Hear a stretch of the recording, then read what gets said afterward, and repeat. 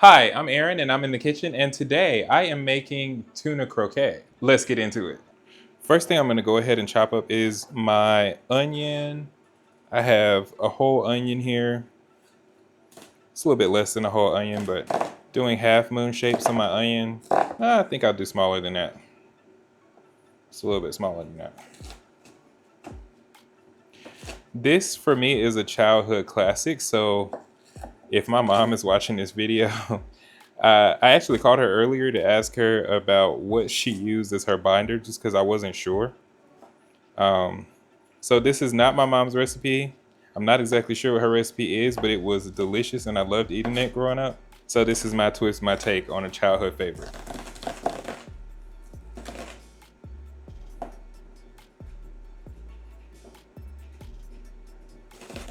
Let's roughly chop this some more.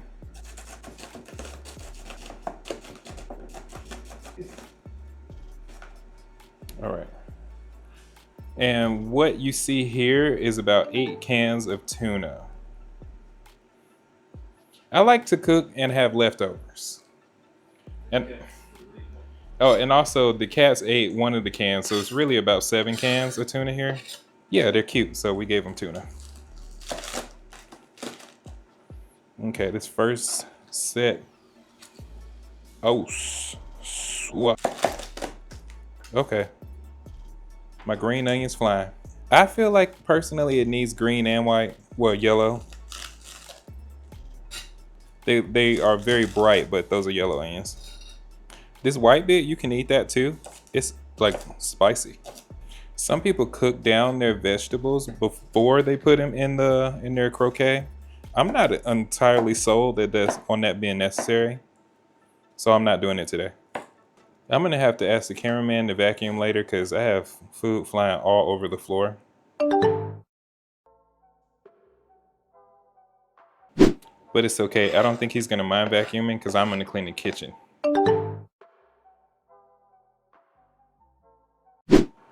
All right, so in our bowl, gonna go in with 5 cloves of garlic, freshly pressed.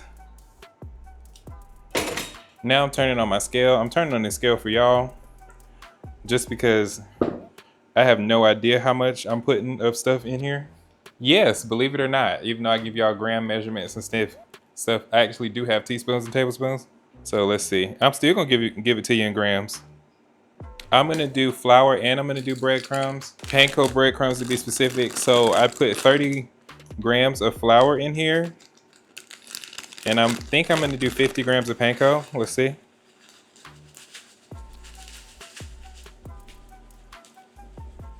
You don't have to do both. You can do either or. But if I'm being totally honest, I only wanted to do panko, but I grabbed the flour and I started putting it in there and I realized, oh, that's not actually what I wanted to put in there, but it's in there now.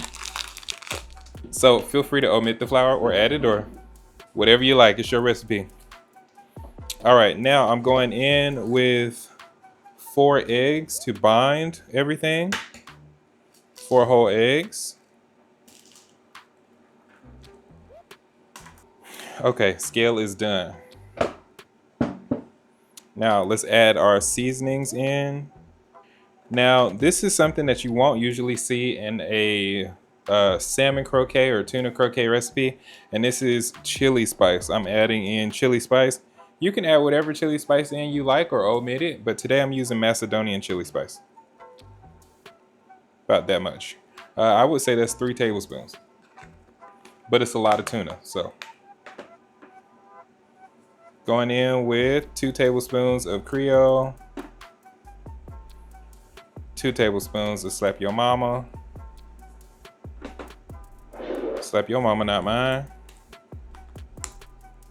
Not mine either, please. 2. That's a tablespoon and a half of garlic powder. And definitely going in with 2 tablespoons of everything but the bagel because I love it.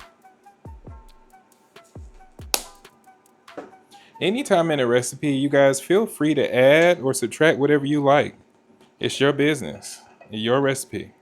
A scant tablespoon of, okay, 2 tablespoons of onion powder. Already did that. I'm going in with some salt. 2 teaspoons of salt there.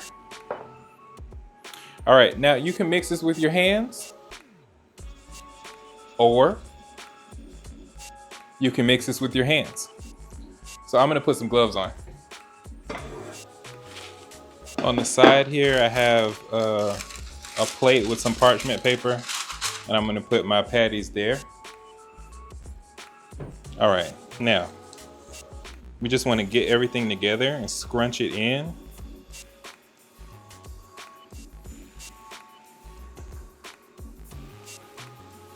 Like a meatloaf, but a fishy meatloaf, hamburger patty. I'm actually gonna add in 3 more eggs just because I had so much tuna here. I'm gonna add in 3 more eggs. Mr. Cameraman, can you help me and edit yourself out? Thank you. Okay, so I just had the Mr. Editor / fiance come in and add 3 more eggs because it is a lot of tuna. Yeah, that is more the consistency I was looking for. So in total, I put 7 eggs in here, but that's just because I use a lot of tuna. If you use less tuna, then you can use less eggs. Yeah, see, it's a consistency thing. It needs to be wet enough, but also dry enough at the same time, and this is both. This is now both. Okay, so now I'm gonna scoop and get nice size patties because we want them to stay together, but be a nice size. I think that's a nice size. It's like a generous size.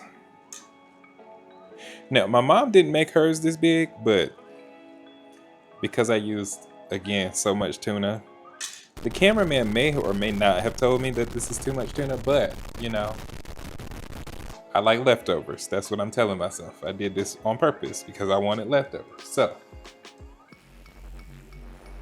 all right, and the last one is gonna be a smaller one because I made the other one so big because I don't want to have to cook 8 billion of them.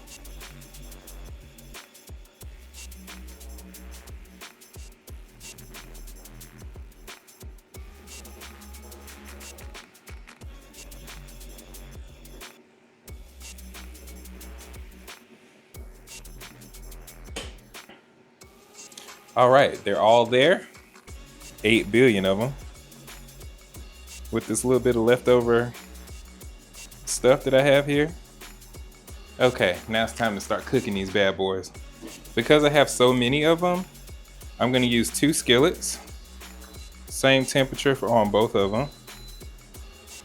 Let's start low because this skillet gets crunk real quick. Using avocado oil in the bottom.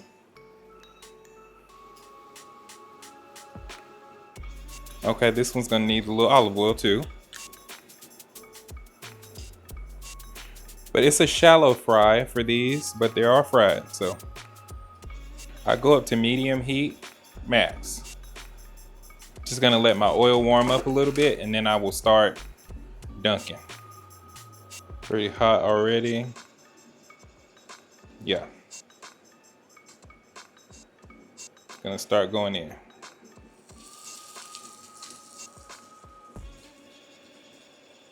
So it is okay if you have a bunch of bigger ones because whatever canned fish you use is already cooked. Unless you decided to cook your own fish, which you can do. If you are extra gourmet like that and you want to cook your own fish and not use canned fish, do that. This one I'm gonna have to cook a little bit higher than that one.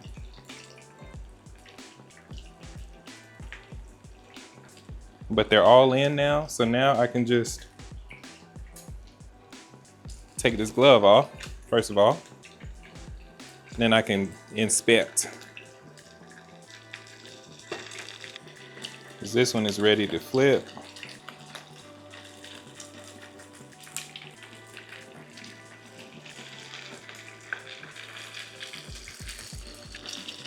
Beautiful crust on the bottom there.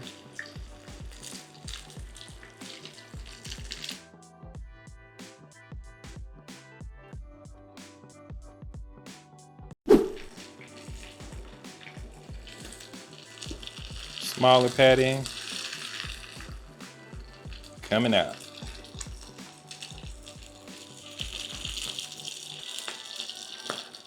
Ooh.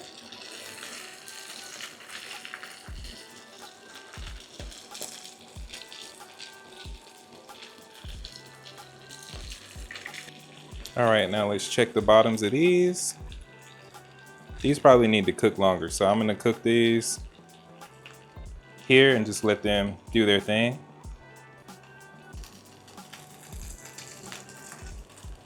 Gonna take all of these off and I'll see you guys back for the taste test.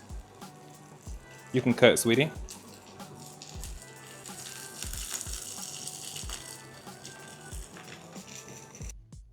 Okay, it is time for the taste test, and since I made both of these dishes together, we're tasting them together.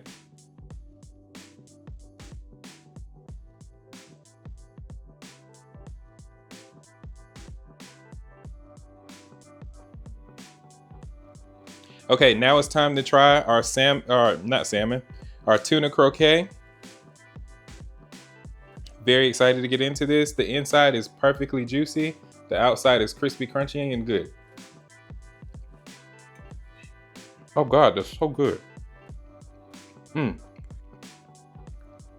That's so good. And that pairs perfectly with something that's more creamy and not so salty fishy. So potatoes, great job.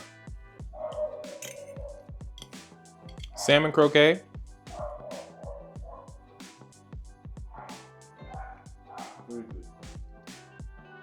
Salmon croquette is very good. This is jumping right out of my childhood. I 100% recommend this. 10 out of 10. I hope you guys enjoyed what you saw. It's been a long day of cooking.